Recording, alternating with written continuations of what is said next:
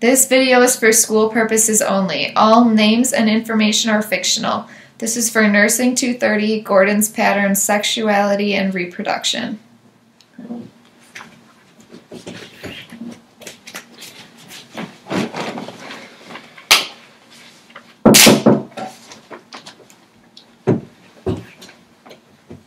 Hello Jane, my name is Mary. It's nice to meet you. Hi. I'll be your student nurse today. Can you please confirm your name and date of birth? Yes, Jane Doe, January 1st, 1990. Okay. Today I will be doing an assessment and asking you questions about your menstrual, obstetric history, conceptive use, and sexual history. This assessment will take 15 minutes to complete, and everything discussed today will remain confidential. Only healthcare members involved with your health will be able to access this information. Please stop me if you have any questions or concerns. Do you understand? Yeah, I understand.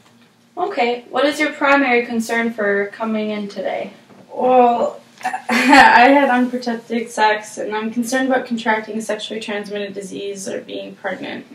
Okay, I will touch base on this later in the interview. First, I would like to talk to you about family history briefly. Okay, that sounds fine. Great. First, I'm wondering if anyone in your family has a history of any breast, uterine, or ovarian cancer. No, they don't. Okay, I'm glad to hear that. Next, do you know if any of the women in your family have a history of heavy menstrual flow or chronic, which means very painful menstrual cramping during their period? Yes, I know my mother had a very heavy, painful period when she was younger, just like me. Okay, I noticed you said like me. Are you saying you have heavy and painful periods as well? Oh, yeah, I do. Okay, I would like to discuss that more if you are comfortable with that. Yeah, I am. Okay, good. So next we will discuss your menstrual history. Do you remember what age you were at your first menstrual cycle? Yeah, I was 13. Okay, perfect. Young girls often experience their first menstrual cycle at age 12 to 13, so you are in the expected range. Do you know when your last menstrual period was? It started about 5 weeks ago. Okay, can you please describe the flow and duration of your period? Is it heavy, medium, or light? And how many pads or tampons would you say you go through in a day? Also, is there any spotting between your periods? My menstrual cycle often lasts 4 to 5 days, and the flow is typically heavy. I usually change my tampon 3 or 4 times a day. Sometimes I have spotting between my periods. Okay. Do you have any pain or cramps during your period that interfere with daily activities, or any other symptoms such as bloating, breast tenderness, or moodiness? Yeah, I do experience clotting, bloating, breast tenderness, and moodiness. Okay, I see. A normal period is usually 3 to 7 days and typically doesn't involve any clotting. Clotting and heavy flow are associated with a term called dysmenorrhea.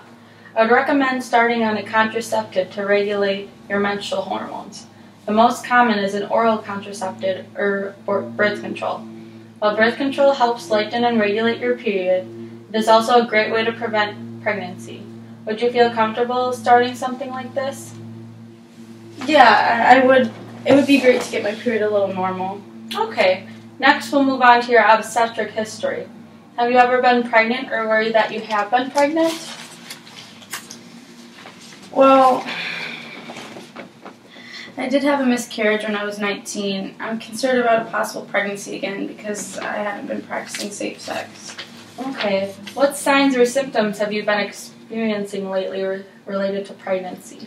Well, I'm late on my menstrual cycle this month. Well, what are other signs of pregnancy? That's a good question. Breast tenderness, fatigue, nausea, vomiting are all signs of pregnancy. Well, my breasts have been a little sore, and I've been feeling kind of nauseous in the morning. I thought it was just part of getting my period. Okay, well we can confirm a pregnancy with a urinary sample and blood test after this interview. Sounds great. And then you mentioned breast tenderness too? Yeah, sometimes I do notice some breast tenderness once in a while. Okay, have you ever done a self-breast exam before? No, I have not. Why would I need to do one? Well, most commonly, self-breast exams are used as a preventative measure against breast cancer. The risk of breast cancer in women has increased due to mutations certain genes we have. White women over the age of 45 have the greatest risk of getting breast cancer. During a self-breast exam, you should only feel normal breast tissue and no abnormal lumps or bumps. The presence of these can be cause for some concern. Even though I'm still young, is it still important for me to do breast exams? Yes, it is still very important to perform self-breast exams regularly. Breast cancer is more common in older individuals, but can still occur in younger women, such as yourself. I can teach you how to do a proper self-breast exam. Yeah, that would be great. Okay. Well, first you can do a self-breast exam by laying down and moving a few fingers in a circular motion. You will do this across the whole breast using different pressures throughout. While doing this, you want to move your fingers in an up and down pattern. You then want to sit up, raise one arm, and examine an underarm with your fingers in a circular motion. To complete the exam, you'll want to stand in the mirror with your hands on your hips and try to tell if you see any immediate changes in the shape of your breasts. I like that. Can we discuss safe sex now? Of course. I remember saying that you haven't been practicing safe sex. Have you been using any other forms of contraception, such as birth control, in the past? No, I don't use any forms. However, I'd like to learn more about them. Of course. I'll talk about two main types, condoms and birth control. Condoms are 98% effective at preventing pregnancy and are also the only form of contraception that can prevent sexually transmitted diseases. Birth control is 99% effective when taken correctly. Correctly is every day at around the same time. However, it should not be used to prevent STDs. Birth control works by preventing ovulation, which decreases the chance of pregnancy. Do you plan on making any changes in your sexual life? Yes, I definitely do. Plan on using some form of contraception from now on. I smoke. Will this impact birth control though? Smoking combined with birth control can cause vascular problems. Quitting is the best option for your health. You won't have to worry about vascular issues related with the birth control. Overall, quitting will benefit your health in the long run. Cigarettes are very harmful to your body. Wow, I didn't know it could cause vascular problems if combined with birth control. I'll definitely work on quitting. Okay, that sounds great. Well, now what are some common STDs I can get from unprotected sex? Okay, well, herpes simplex virus presents as a small raised, fluid-filled bumps with surrounded redness in your vaginal region. If the bumps rupture, they can cause ulcers and infection that can last days long. The virus is always present, but symptoms only show within a span of a week. Another sexually transmitted disease is HPV, or the human papillomavirus. HPV is the most common sexually transmitted infection, especially in younger people. The HPV presents itself as a pink or soft-colored, pointed, moist, warty, raised lump of skin. They occur in patches on the vaginal region and anus. There are a few examples of STDs. I can give you a list of some more STDs. That'd be nice. Can you get vaccinated against STDs? Currently, there is an HPV vaccination. It is approved for women ages 9 to 26. This vaccination is for the prevention of cervical cancer. I can check your health records to see if you have this vaccination. No, I think I got that when I was in middle school, but you can also check after. Does it protect me against infections? Unfortunately, HPV vaccines do not protect against established infections, so please take extra precautions. Sounds good. I'm definitely going to practice safe sex from now on. I never realized how important it is.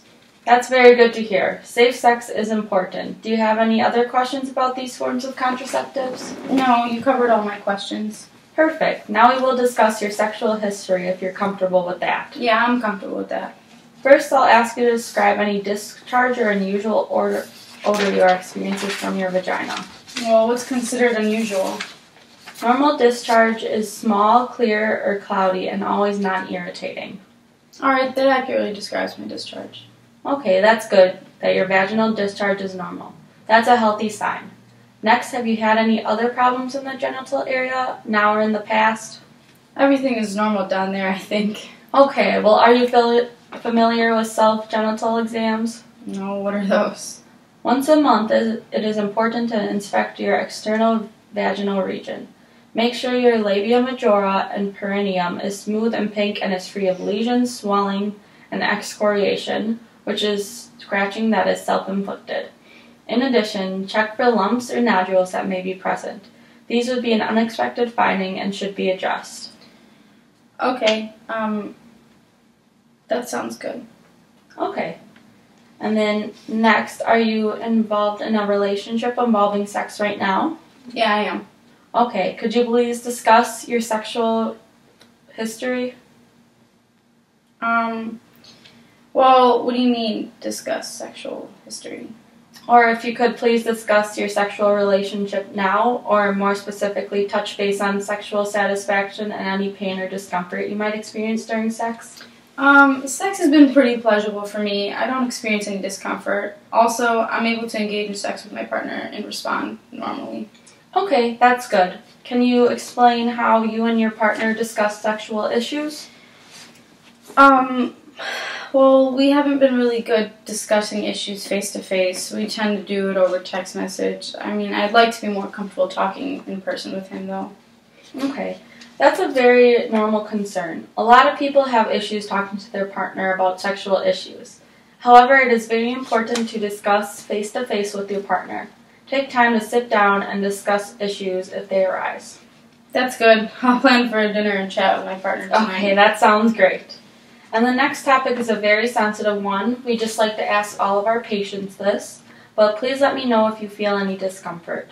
When you were a young girl, did anyone ever touch you in a way that made you feel uncomfortable? No, my relationship with my parents and extended family were good. Okay, that's great to hear. It's important to remember it is never the child's fault if someone sexually abuses them. It is important that even at your age, you tell someone if you were ever sexually abused or assaulted. It's important to have a support system or people to talk to if this were to happen. Could you name 3 people you were talk to if such a thing were to happen? Well, probably my mom or my sister or my grandma. Okay, that's wonderful. It's always good to have support. Most definitely. Overall, please be sure to use some forms of contraceptive. Remember, condoms should not be trusted to prevent STDs. I will also talk to you about starting birth control to prevent against pregnancy. In addition, it will be helpful in regulating your periods. I also think it's important that you set up a gynecological examination, which provides an opportunity to screen for sexual problems. In addition, I will obtain a blood and urine sample to check for STDs and pregnancies. Do you have any other questions or concerns? No, I think you covered it all.